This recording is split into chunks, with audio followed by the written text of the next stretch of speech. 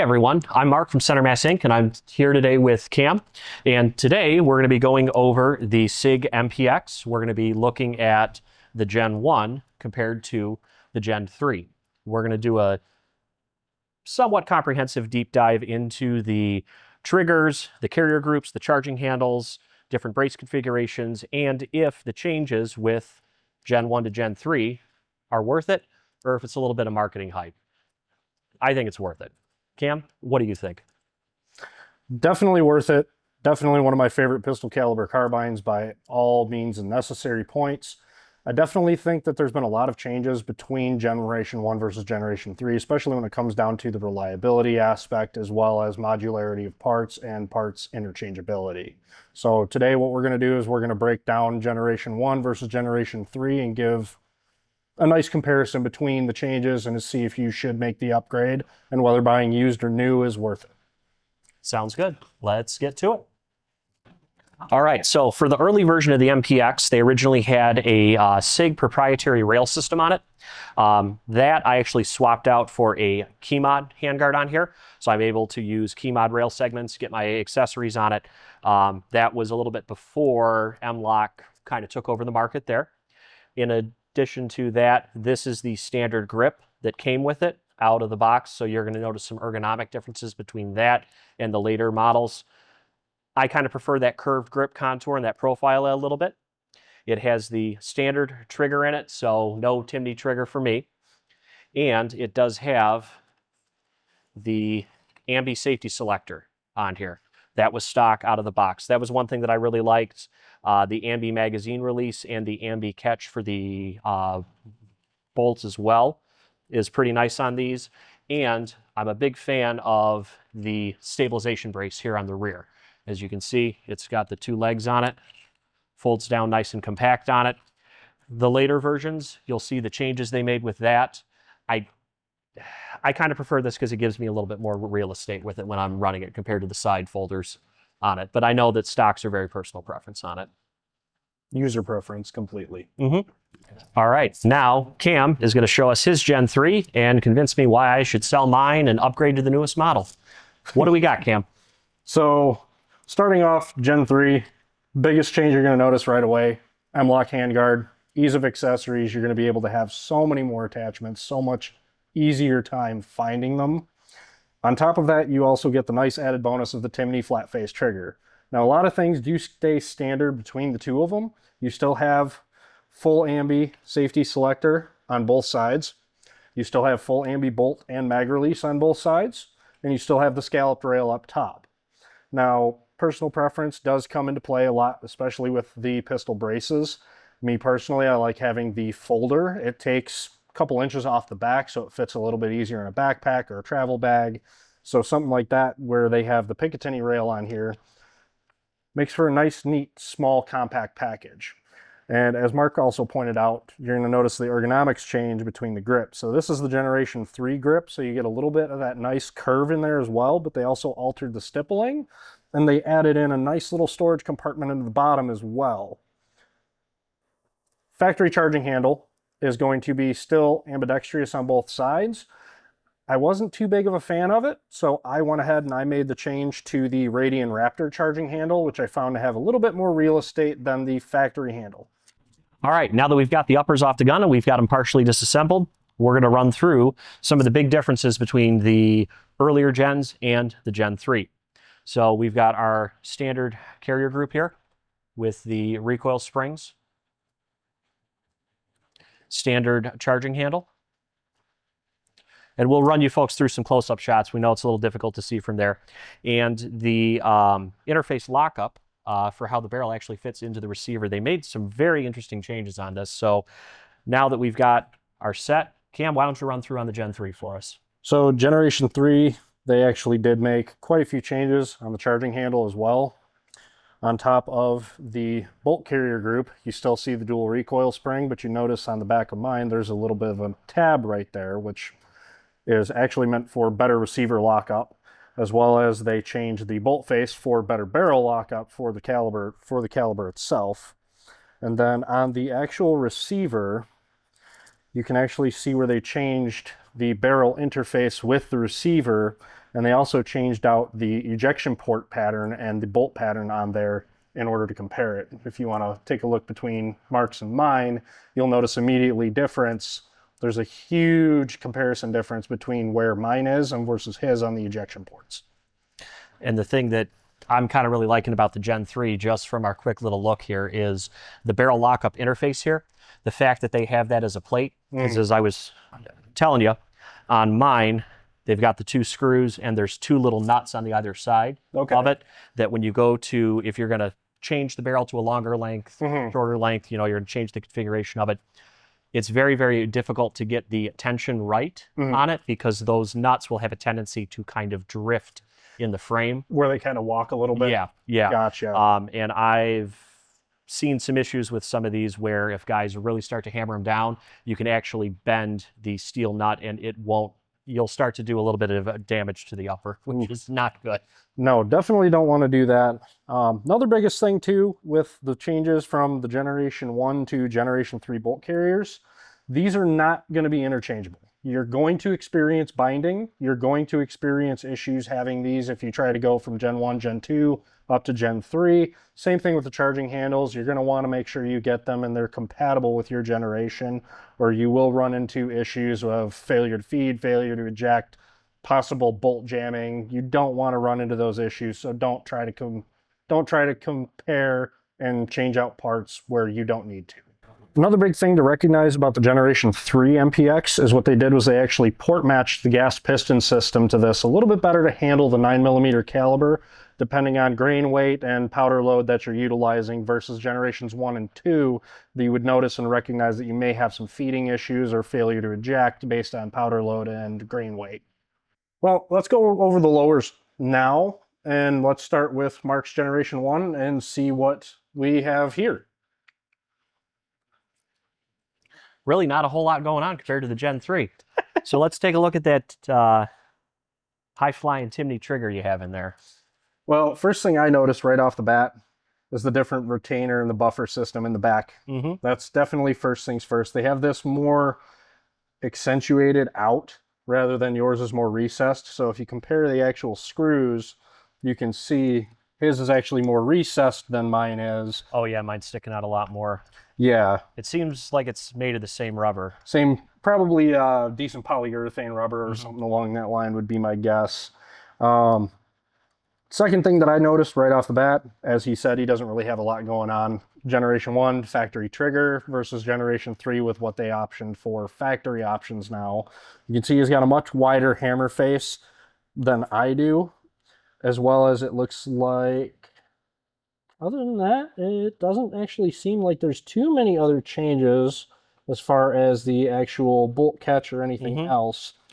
One thing that is jumping out that you brought up earlier was that little locating tab there, which is actually a very nice upgrade for the Gen 3, because if you look at the rear here, you can see where, due to the frequency of shooting and cleaning, you can see where I've got a lot of wear coming in there on mine. Yeah, versus you can see where mine actually just has the recess cut out versus yours is just flat straight across. Okay. So that's a pretty nice upgrade there. Definitely a huge one. As far as triggers themselves go, if you actually look, you can see the actual change in the triggers themselves. So versus Mark's, his is more of a standard AR trigger setup where it's going to have 2 different pieces. It's going to have 2 different springs where you have to mount them through 1 pin at a time. Whereas mine looks more of a similar to a cassette, and it's a direct drop-in. There's little less issues with that, as well as they also changed out the springs in these and they made them a 4.5 pound single stage trigger versus I think yours is probably going to be probably what, factory AR trigger between like 6 and 8 pounds probably. Yeah, a little closer to the 6 pound, but keep in mind I do have quite a few rounds through this guy too. So it's probably well worn in at this point. Yep. As we discussed earlier, the handguard for the original Gen 1 Sig MPXs had the Sig proprietary rail system, which has thankfully fallen to the wayside. You were extremely limited in terms of mounting options with aftermarket accessories. So that is why I upgraded mine to the Keymod version. And again, that was prior to M-Lock coming in and taking over. But now that M-Lock is basically king of the hill, you can mount whatever you want on it. You actually really can. So I've left mine disassembled versus Mark actually put his back together. So that way you can actually see the M-LOK rail itself and actually see the amount of slots. Like you actually get a pretty good amount. So this was kind of a harder to find model. This was actually the 6-inch barrel model MPX. So this actually has a slightly longer handguard than the MPX K, which is a 4.5 barrel. So I get a slightly longer handguard.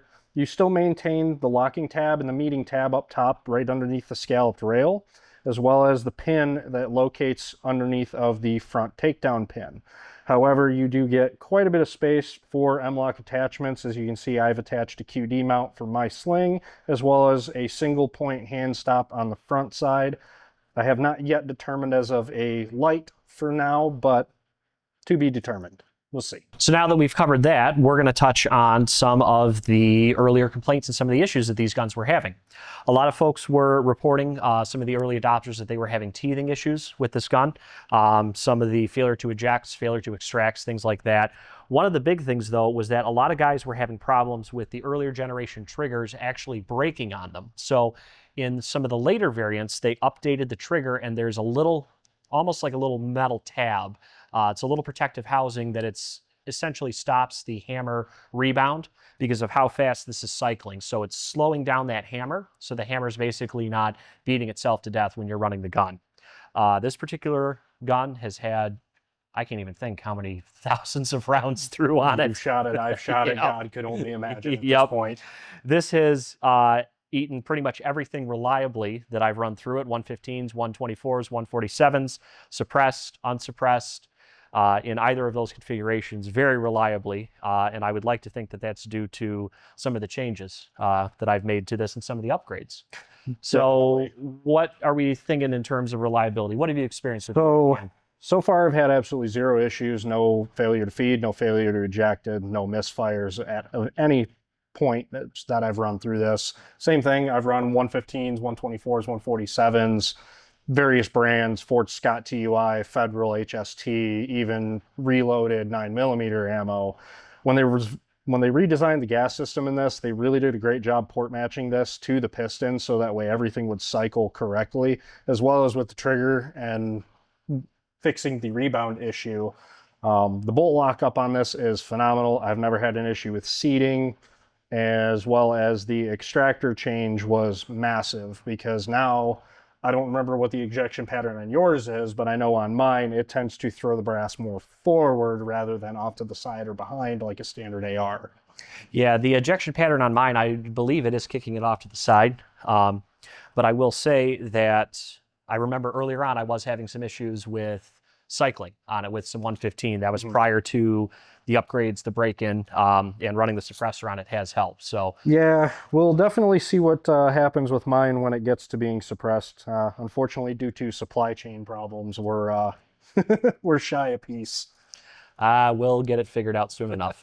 All right, so in terms of price point between the Gen 1 and the Gen 3s, and some of the earlier Gen 2s, obviously I'm going to lump those in. Yep. You can find the Gen 1 and the Gen 2s used for probably about $1,200 or under. Now, that's a pretty good price point for that. Keep in mind, though, you might be looking at the proprietary rail system from Sig if it's a Gen 1. So if you're in the market to upgrade it, something to keep in mind.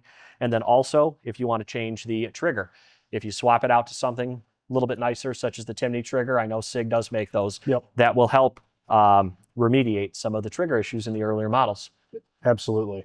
So the only thing that I would say would be if you really want a Gen 1 and you want to keep kind of that OG collector cool guy status, stick with the Gen 1. But if you want something that you're going to shoot, have fun with, get a lot of rounds through, might want to look into upgrading some of the parts.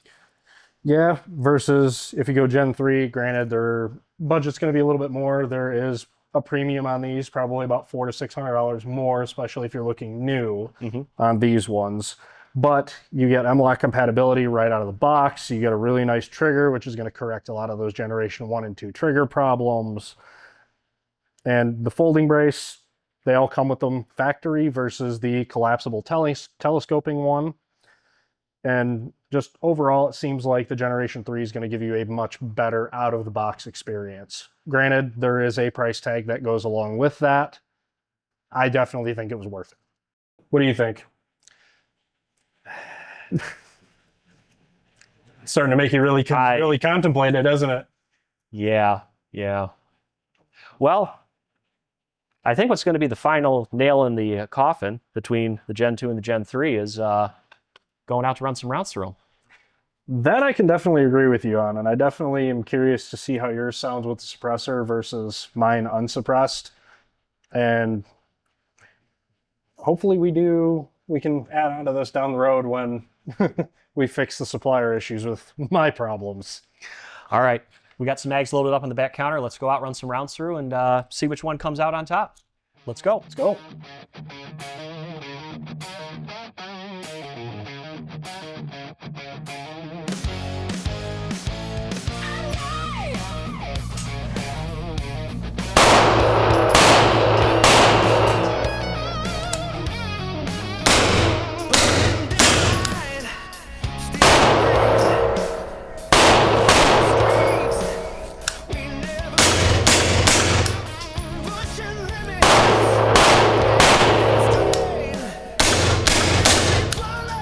Hey Cam, let me try that Timney trigger real quick.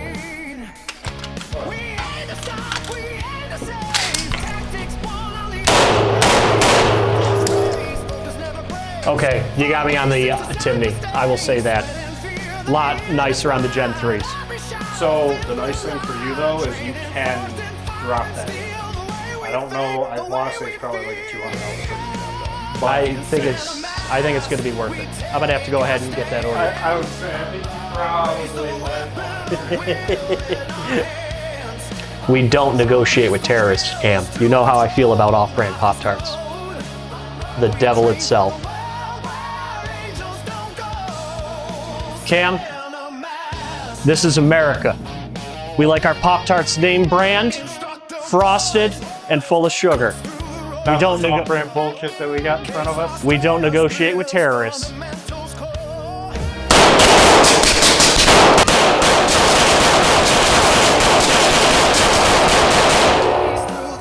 That concludes our episode on the MPX. We hope you folks enjoyed it. Cam, thank you for coming in and helping. Of course. Looking forward to getting some more done.